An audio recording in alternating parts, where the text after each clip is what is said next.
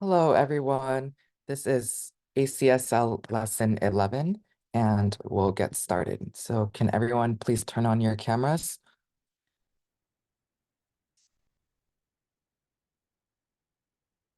Okay, so before we start, I just wanted to give a quick review of Boolean algebra since it's been a while.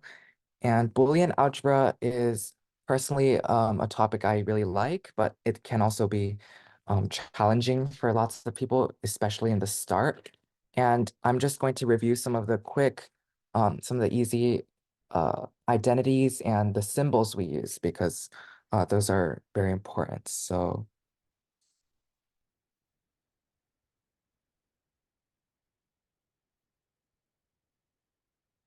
okay, so in Boolean algebra, we are dealing with the numbers 0 or 1. So there's only two possible Boolean values.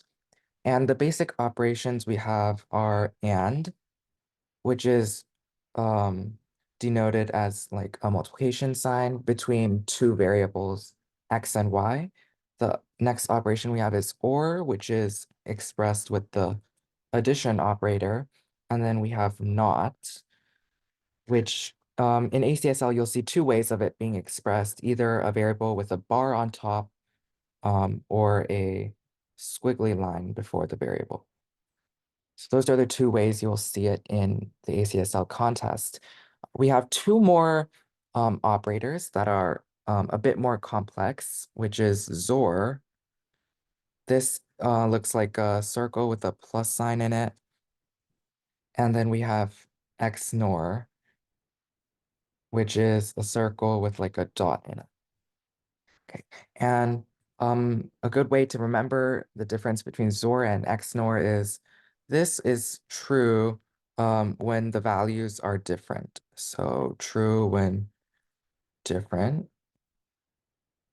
And then XNOR is going to be true when the two variables are the same. Okay, so these are the five operators that you will see in the ACSL contest. And some of the common basic identities that you should know is um, the order doesn't matter. So you can switch X and Y however you want. Same thing works with multiplication. And then you can redistribute parentheses however you want, and you can distribute and factor whenever you see common terms or parentheses.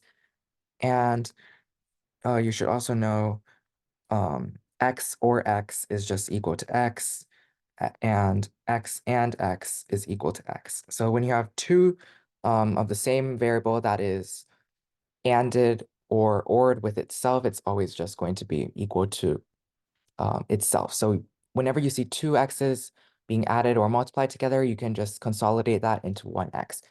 This is a useful tip when you're problem solving. That way you can get rid of lots of variables.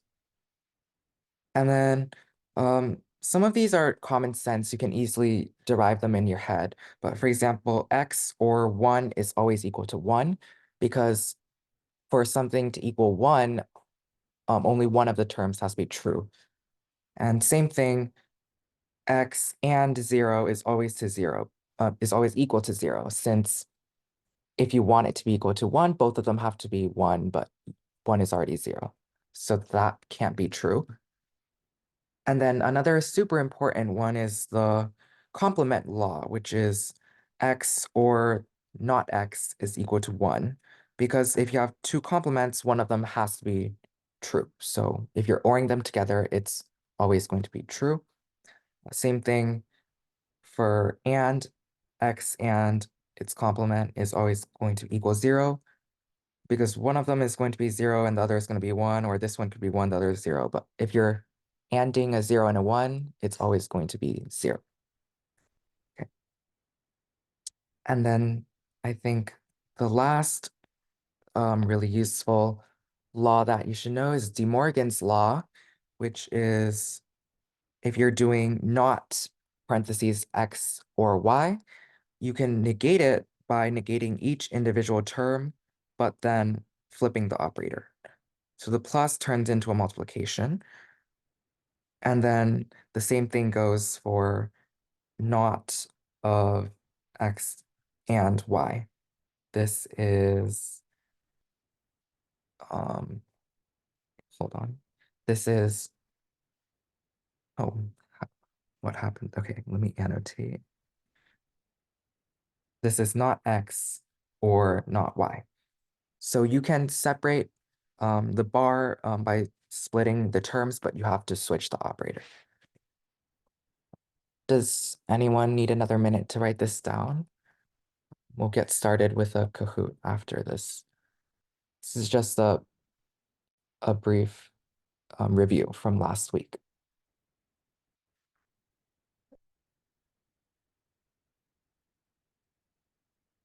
Okay, I'll give you guys a minute to write this down. Oh, no, you're excited about the Kahoot. Okay. Yeah, you'll see a lot of these identities being used when problem solving, and there are some common patterns that you'll notice, which can make it, and once you recognize the patterns, with some practice, you will get to the point where you like know what to do. Okay, let's get started with the Kahoot.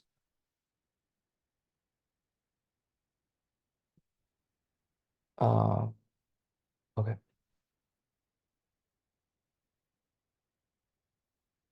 Do you guys have a preference for which mode you guys want? I think most of them you have to pay, so we will just do classic. Okay, okay, wait. Is okay, classic.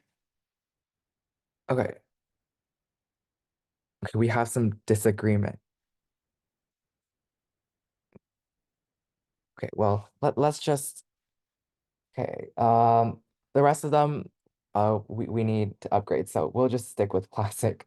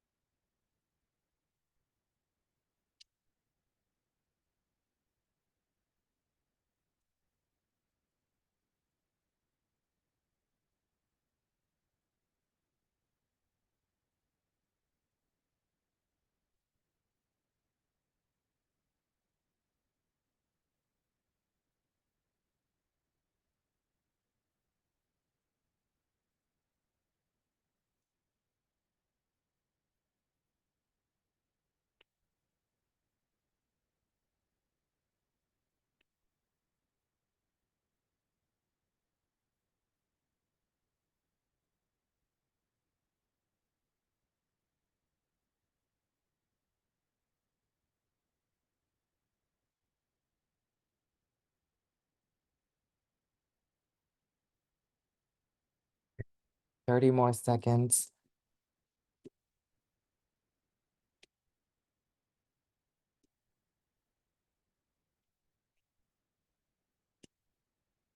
Okay, did anyone not join yet?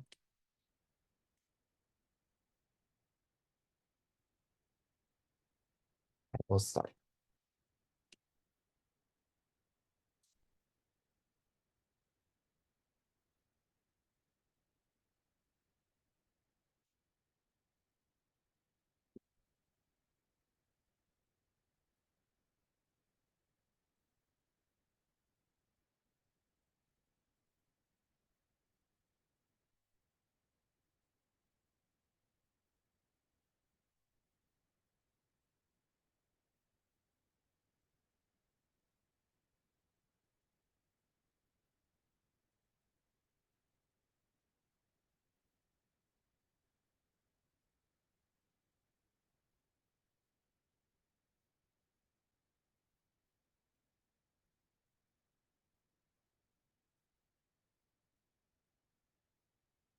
Okay, yeah, the question is kind of small. Can you guys still see the answer choices? I assume.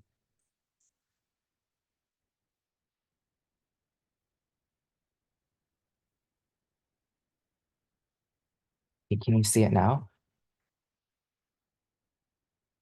By the way, can you guys hear the sound?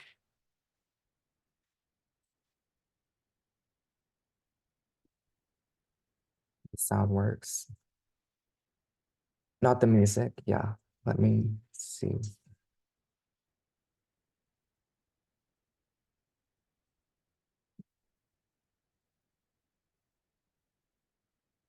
Forgot how to share sound.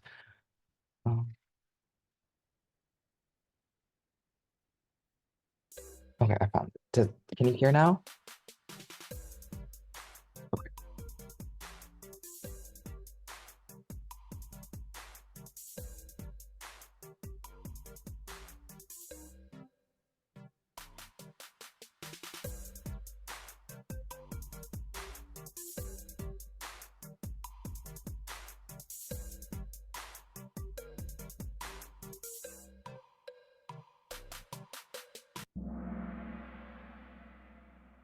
Okay, so 5 of you got it correct.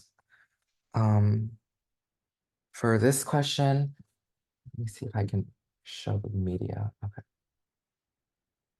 Yeah, so for this question, it's asking how many numbers satisfy this expression.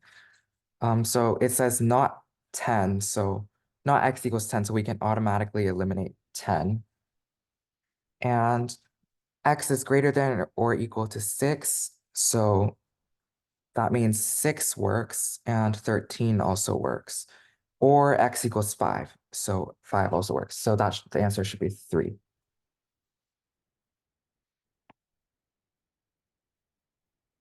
Andrew is in the lead.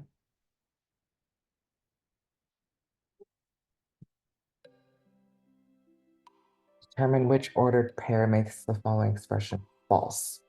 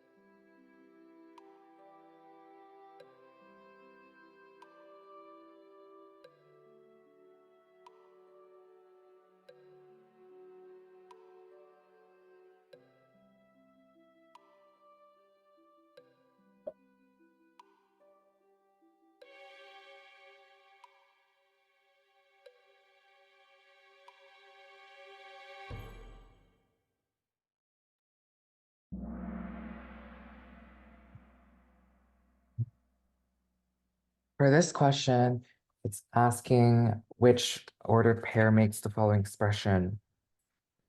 Oops, which one makes it false?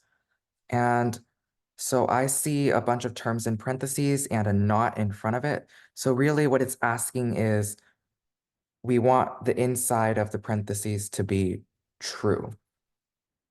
So if the inside is true and then we add a not to it, then the whole thing is false. So we only have to worry about the inside and make sure the inside is true. And so we have B, not B as a common term, so we can factor that out. So we have A or not A. And by the complement law, we know this is always true because A and not A are complements. So if this is always true, then we know we're just left with not B, and we want this to be true. So therefore, B has to be 0, and A could be anything. So if we're talking about ordered pairs, it could be 1, 0, or 0, 0. So those should be the two ordered pairs that make the whole thing false. Okay, Dylan is in the lead.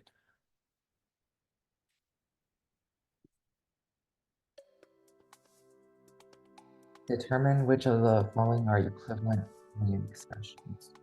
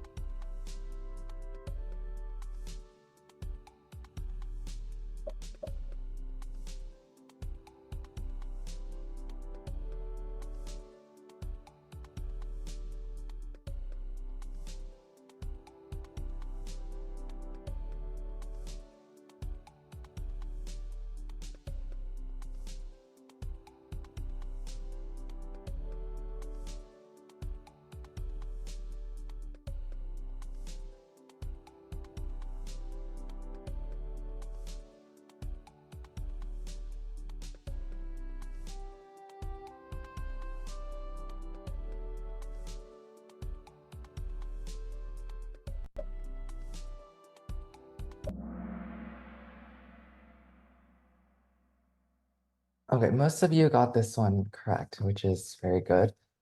Okay, so we want to know which of the two are equivalent. So for these three, it's sort of hard to tell. So I guess we can expand the first one, and you would get A, B, and not B plus AB. So we have B and not B, and by the complement law, this is always going to be false. So this whole term is going to be false. So we're just left with AB. So automatically we see A and D are the same. Next question.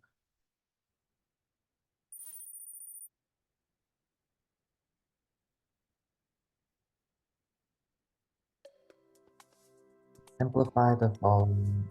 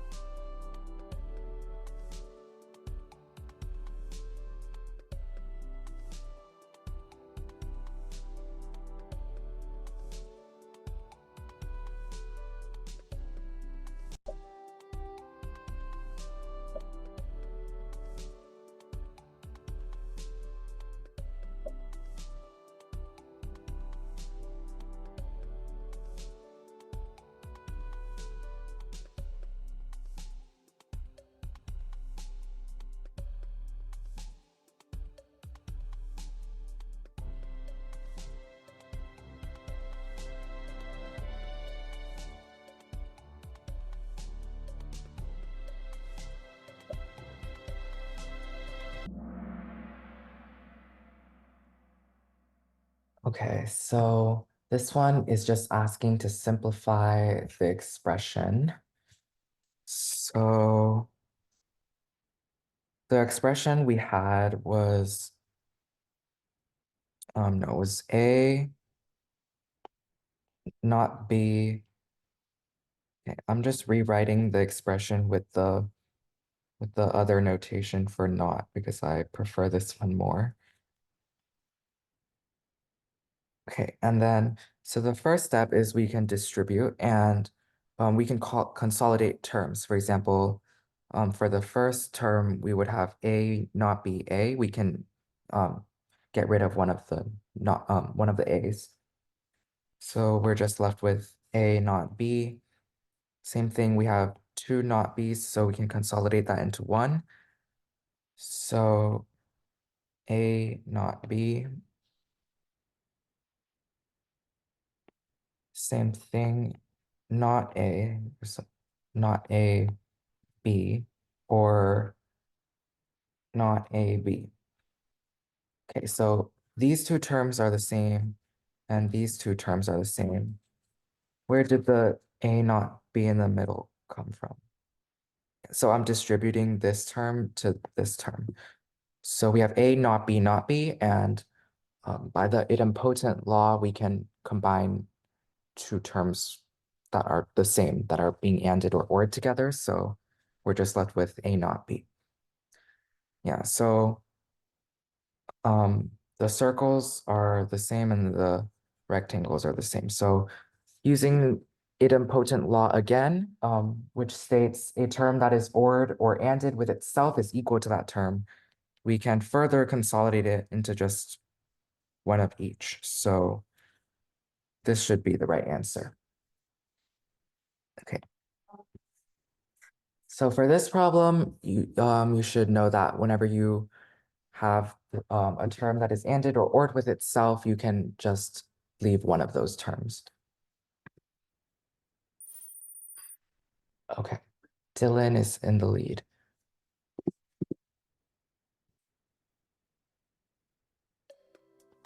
Determine which of the following is a tautology. Remember, a tautology is an expression that is always true, no matter what A and B are.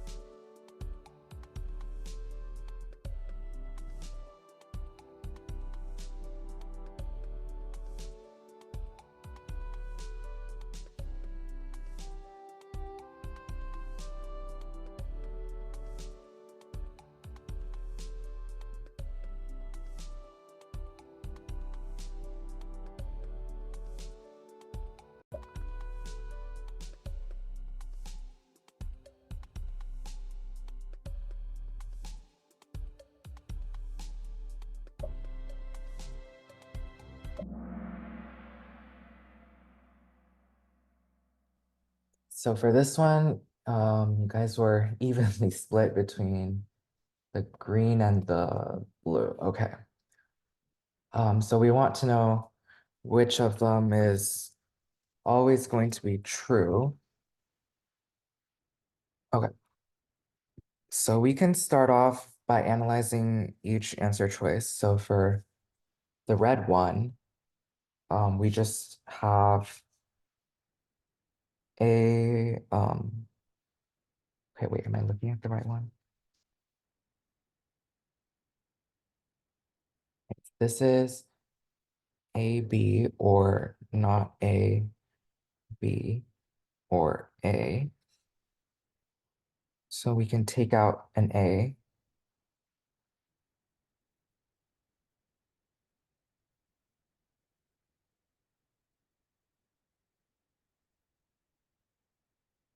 And this is always going to be true. So this is just A or not A, B.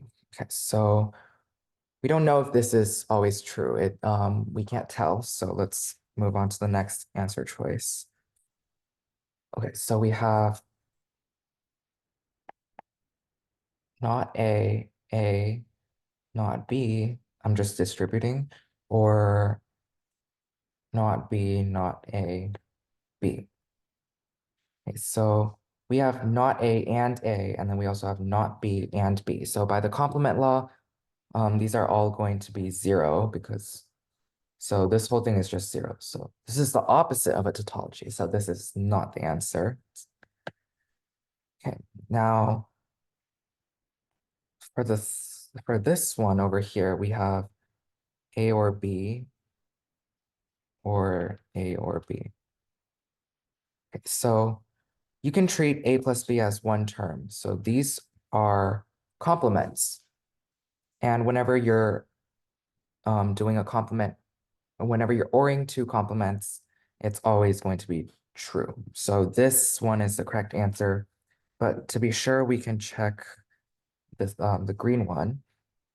So we have A, not B, or not B, A.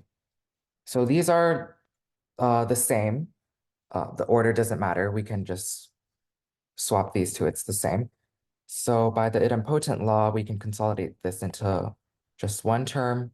And we also don't know if this is true or false. It could be true, it could be false, depending on different values of A and B, but this one is not always true. So that leaves us with this as the correct answer. Okay.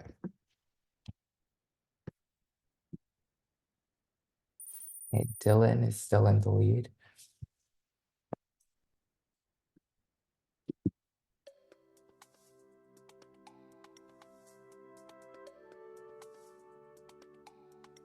Which ordered pair makes the following Boolean expression true?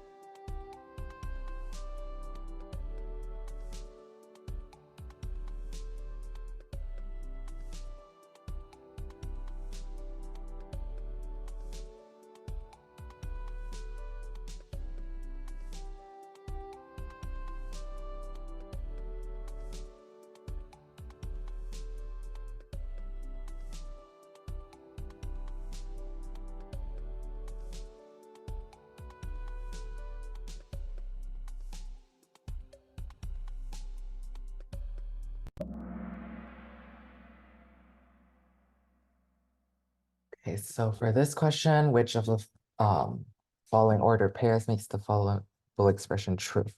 Okay, so first thing we can do is distribute. So we have not A, B, or not A, not B. Okay, so we have not A and A. Those are complements, and whenever you and two complements, it's always going to give you 0. So this whole first term is 0, so we can get rid of it. So this is just not A and not B. And if we want to make this true, then not A has to equal 1, not B has to equal 1. So therefore, A is 0, B is 0. So 0, 0 is the answer.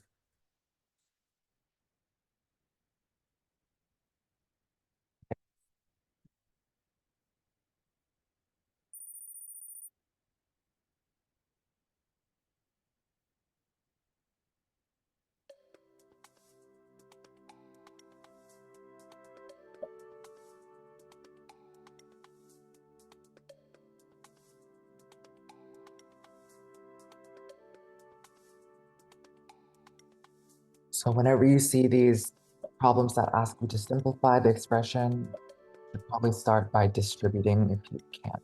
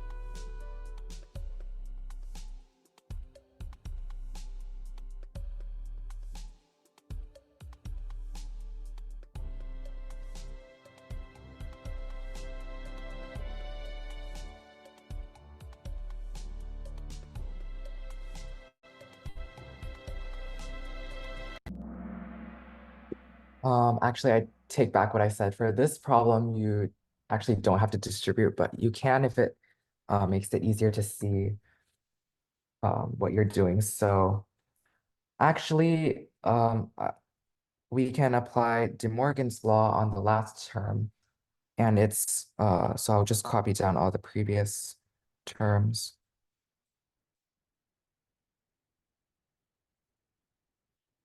Okay, so when we apply De Morgan's law, we can apply the negation to each term, but then flip the operation. So this is super helpful because right away we can see like terms that we can group. So we can factor that. So we have A or 1, not B or not C. And then this term over here, we can just leave it as it is. A or 1 is always going to be true because whenever we're ORing something with 1, it's always going to be true. So we're just left with not B or not C or not A and B. Okay, and that happens to be one of the answer choices. So this is what one of the cases when De Morgan's law is super helpful, and you can sort of mentally see it in your head that when we De Morgan this last term right here, it's going to end up matching this term, and then we can factor. Okay.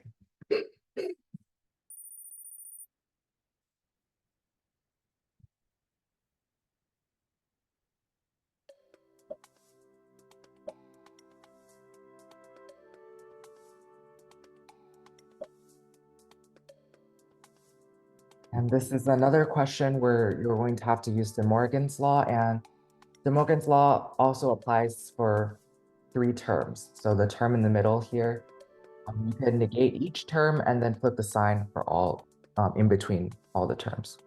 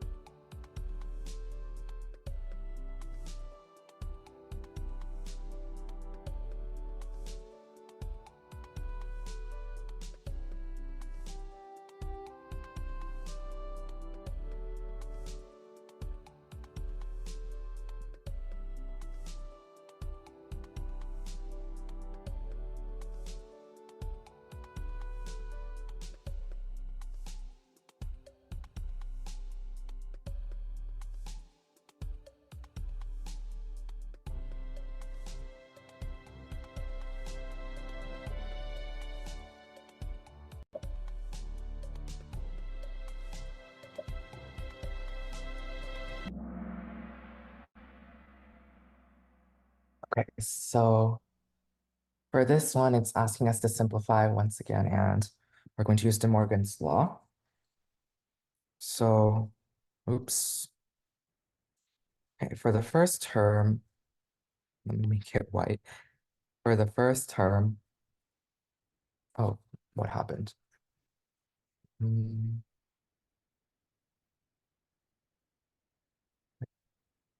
Go back to the, okay. Sorry about that. We have not A, so we're gonna flip the operation. And then, so we have not B, which is just B, that's double negation. So now we have 3 terms. So not A is just A. And then I'm going to just group it. So we have A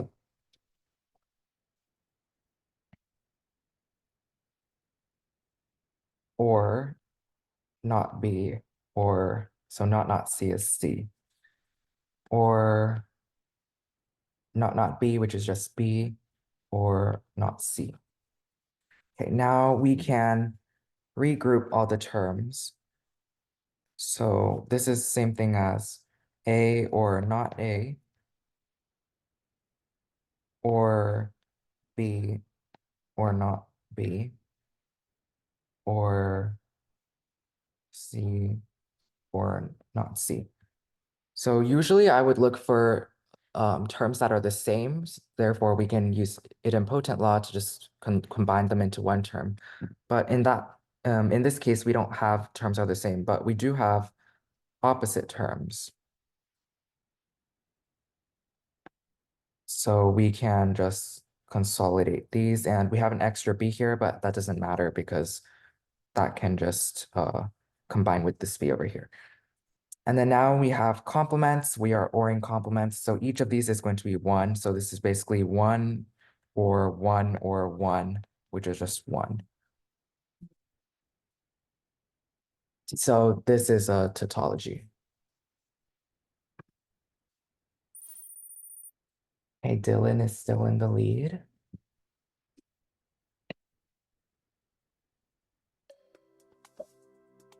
How many ordered triples in the following Boolean expression?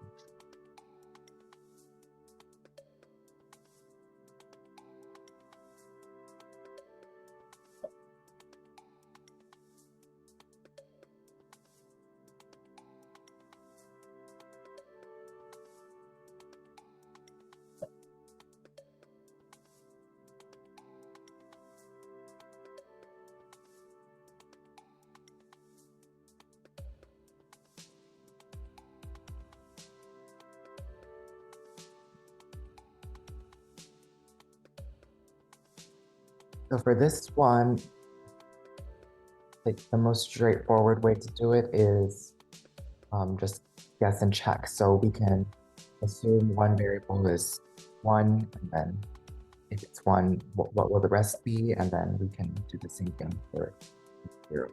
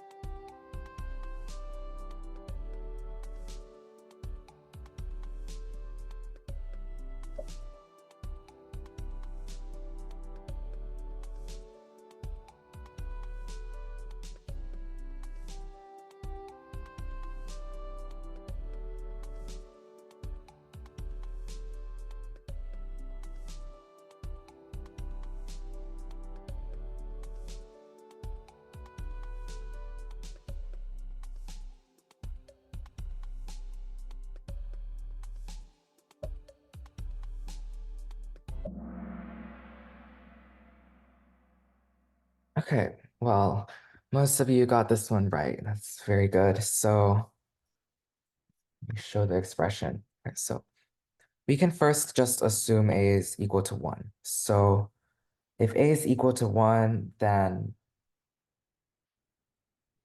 okay, we have okay, so the whole second term has to be 0 then.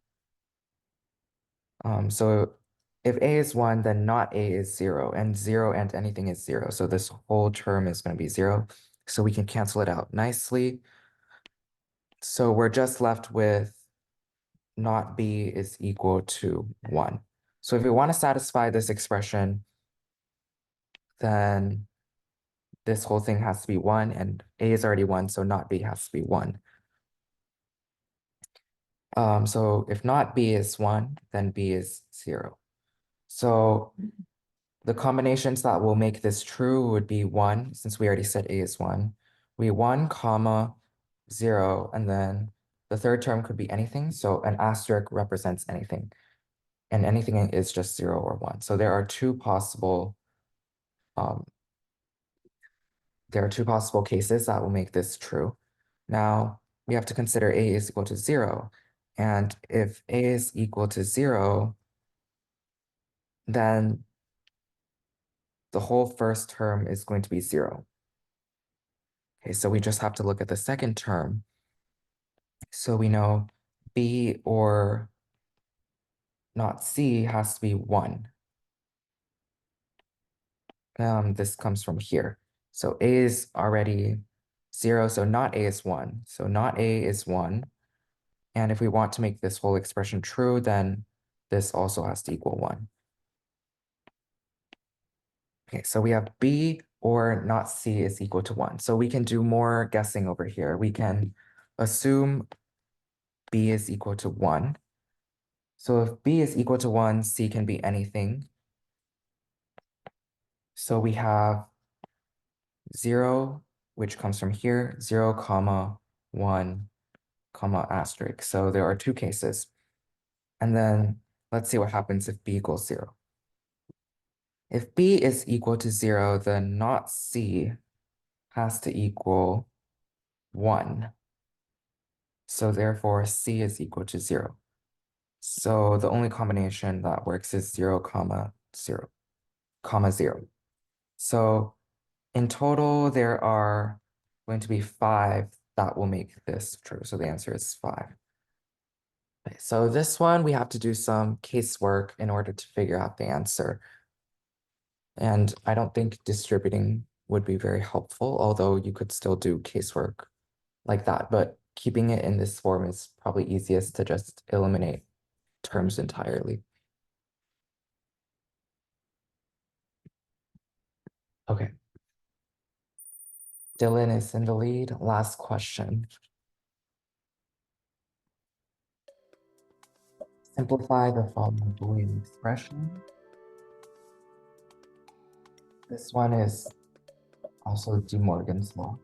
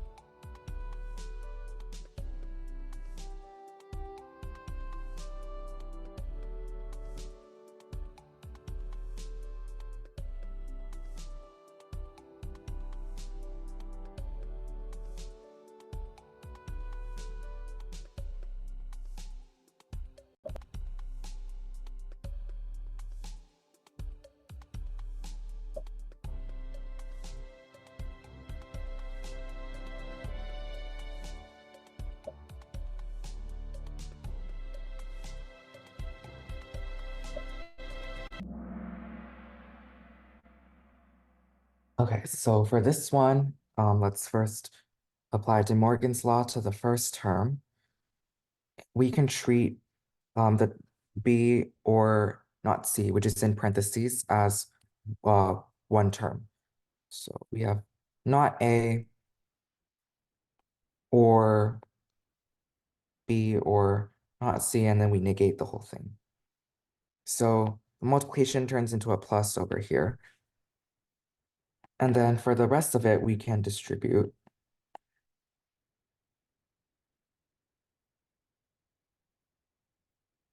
Okay, and then we have over here, we have not A and A. So by the complement law, this whole term goes away. It's going to be false all the time. So now we can apply De Morgan's law again on this term. So yeah, you can apply De Morgan's law many times. It's possible. So the plus turns into a multiplication over here.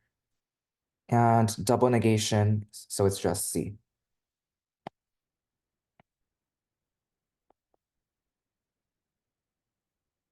Okay, but we have to simplify a little bit further. So at this step, you should probably look for common terms to factor. Okay, how does the plus turn into multiplication? Okay, so I think you're talking about from here to here. So using De Morgan's law, we can negate each term, but then we have to flip the operation. So B over here turns into not B, and then we have double negation, so not C, which is just C. And then the plus here, since we have to flip the operation, it turns into multiplication. So the or turns into an and. Does that make sense? Okay. Yeah, so at this step, we have to factor out some common terms. So the first term has a not A and the last term has a not A, so we can go ahead and take that out. And we're left with 1 plus, I don't have space here. Let me write this down. So we have,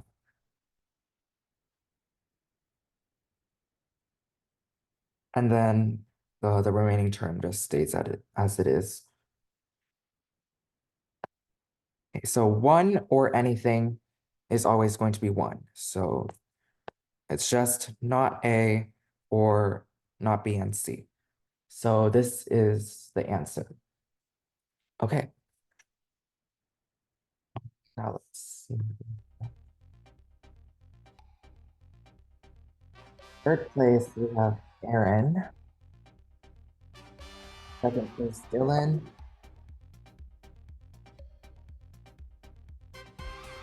First place. Good job, everyone. I hope these problems were fun and challenging. And just another reminder that the deadline for ACSL Contest 1 is tomorrow at 9 p.m. Eastern time. So if you're in elementary division, you just have 5 multiple choice questions and 30 minutes. And if you are in intermediate, junior, or senior division, you also have a coding problem as well that you must start before tomorrow, 9 p.m. Pacific time. And you have 3 days to do that. Okay. So please, if you haven't completed the contest yet, the deadline is tomorrow. And then also, I wanted to tell you, all of you that, so our current lessons don't teach any coding, and a lot of students request that we do so, but our students are, they're, some are beginners and some already have knowledge of coding, so our levels are in different places. So that's why we started a coding and STEM blog.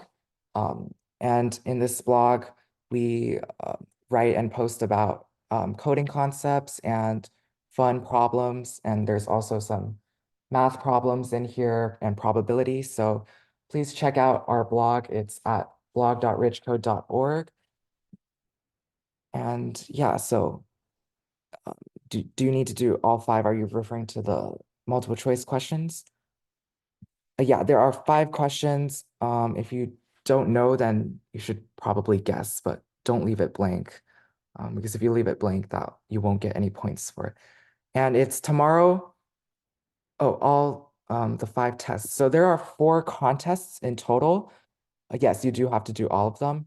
The first contest is due tomorrow, and it won't be like a month until the next contest. So you have some time to prepare. And all the topics are on the ACSL website, and you can review all the past videos on our YouTube channel. And the deadline is tomorrow, 9 p.m. Pacific time.